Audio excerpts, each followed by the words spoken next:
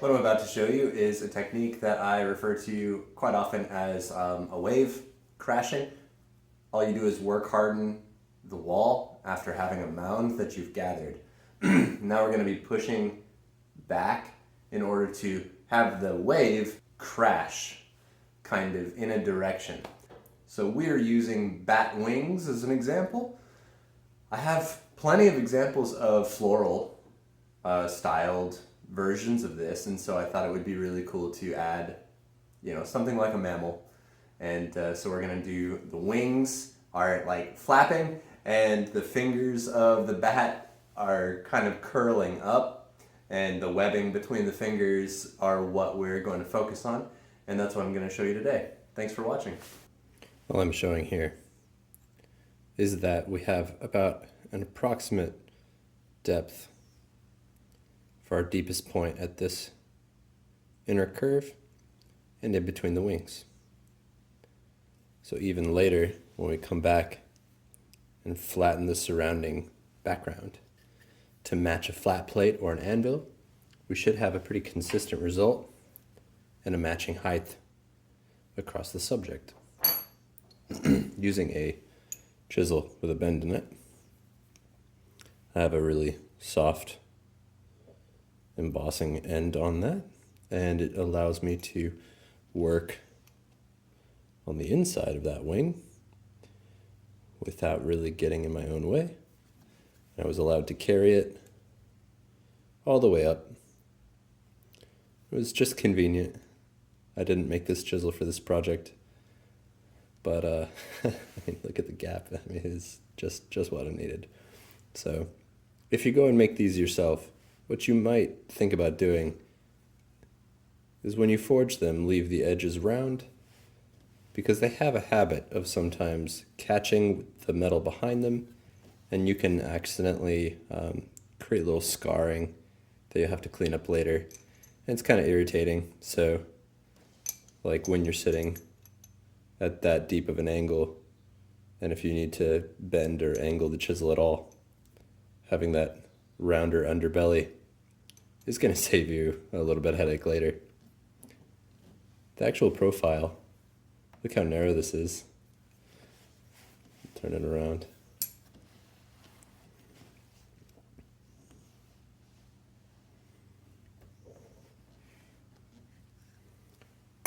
So the interior walls on either side are fairly parallel. And we've only started a slight undercut on this side here. I can feel it. It's a little rounded. It's not so dramatic where I'm actually trying to make this whole wing stand up. This still falls in the realm between illustrative illusion and one-to-one three-dimensional sculpture. It's kind of a middle ground.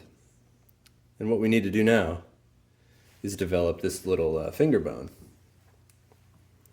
This finger bone on top matches and wraps around with the wing, right? The bowl's a little heavy. Give me a second. So in our design, we have this finger bone, and it needs to look like it wraps underneath as well as comes out, this side and wraps up. Naturally, they don't actually join, but we need them to look like they do. And so that's why I've scooped in this area so cleanly, and this one I've been allowed to leave it a little bit rounder. So what I want to show on camera is coming across this field. All this is still pretty soft and annealed material. This has been annealed at least twice to get this height using our gathering techniques and our pre-allocated range and distance and the the great squishioning. I don't really know what the technique is called, where when you support the background and just push on the top. We're literally letting the annealed material and the structures we put in just support itself. It's a little bit more advanced. The metal can get really carried away and go too far, so you have to have an eye for what you're doing. But it's what's allowed us to get, this amount of growth in only, 2 anneals. So It's really not too bad. I think maybe I've done 3. I want to say 2. All right, so what we're going to show, we're just going to jump in because this is warm. I'm going to add a little bit more heat before I go, but I don't want it so fluid to where this feels like it's not supported. And this step is really hard to do if you have any kind of gaps or air pockets in there. It's not going to shape predictably.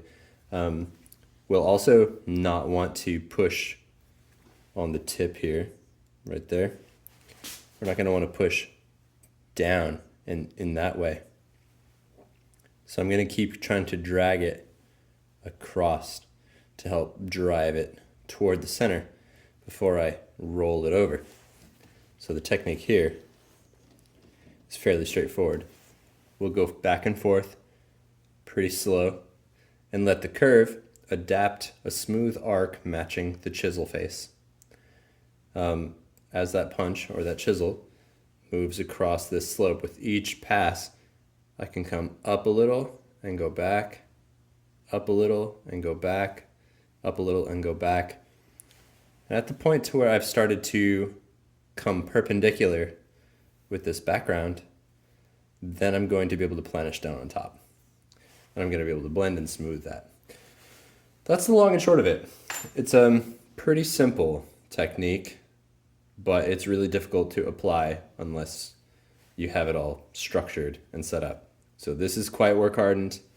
This other side is quite work hardened. We have some soft metal here that's been untouched in the middle. I think I've only come across the back of the finger bone in order to just have a guide, something telling me which angle that bone is at. And I'm only going to do this one section just to show, just to illustrate this. And then I will, since we're fortunate to have done this design twice, I'll follow up with some photos of the finished product, the finished sculpture that I did at the end of last year. This same application is applied in a few different places in this particular design. We don't really do it on the other wing, but to a measure, we absolutely do it on the ears. We'll do it a little bit for the nose. I've gone ahead and done a version of it for this little ripple of skin that is the folded up skin that is the webbing between the feet. And then this, I would call this a version of that as well. But mostly, the biggest, most visible, most dramatic versions of it are across that wing. But as you see the finished photos of this first one, take a look at the ears. Oh, and lastly, might as well be worth pointing out. So here's my drawing. There's this really nice webbing across the wing, and we'll accomplish this again, right? So the gathering on both sides and then the manipulation of a plane across the center line. We'll do that for these forearms to capture this, rolling flap of skin that lies atop the bone and muscle. I just love it. That's honestly probably my favorite part of this whole design is that right there, because it's stacked in the middle of this really complicated structure and everything else is supporting it. So you have this limited resource in a limited resource in a limited resource. And so it's kind of a tiered sophistication there. And like I said, we do it exactly the same way. I just did it with, smaller embossers, essentially gathering up to the line that I want, planching it out, folding it over which way. That suits me best. All right, that's enough of an introduction, no question. So I'm just gonna get to work now. I'm gonna add a little bit of heat and then I'll show you what this looks like.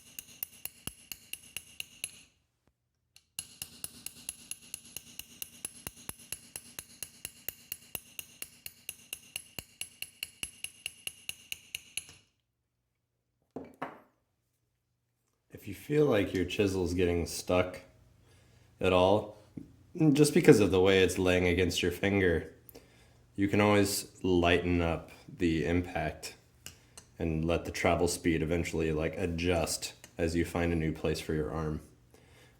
That's what just happened to me. That kind of technique, you know, if you just keep trying to drive it and drive it and drive it, it'll just keep going deeper in one spot, and then you've got an even harder, you know, footprint to try and get out of. So even with such a large round embosser doing all of this work for us, you know, it can really get stuck as you try and get the transition over. So just wanted to point it out. Slow down your travel speed if you feel like you're getting stuck, or if you need the wave to taper out.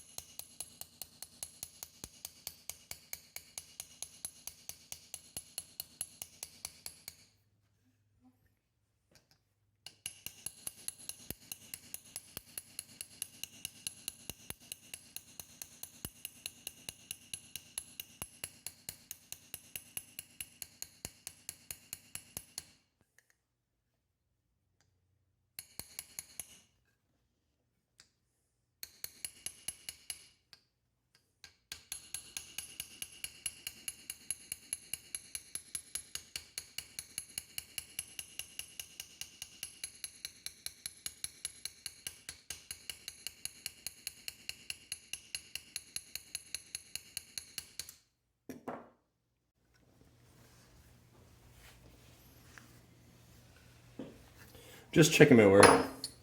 That's why I spin it.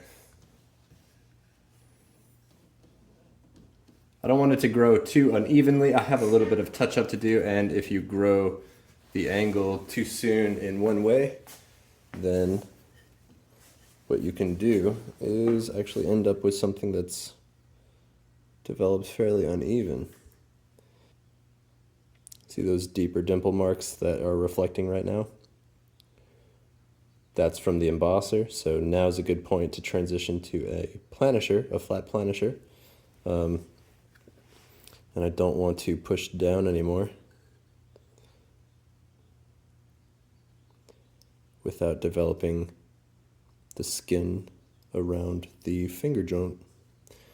This joint itself is going to create drag, and I don't want it to get left behind just because it has a stranger shape. And then of course I need to do it a little bit to this piece. And so I'm not really going to take this any further because that does illustrate my point. And you can see how it's actually overhanging toward us. I really don't want to go further because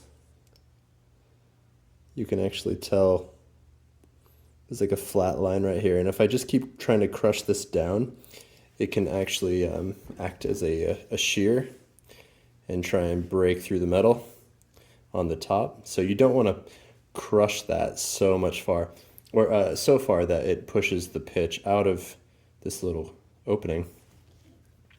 And so at this point, instead of trying to push down, I'm actually looking at just rounding out that shape a little bit more, tightening it up. And so it looks really, really dramatic in the light. I'm going to change angle. I'm going to give you a better shot of what I just did.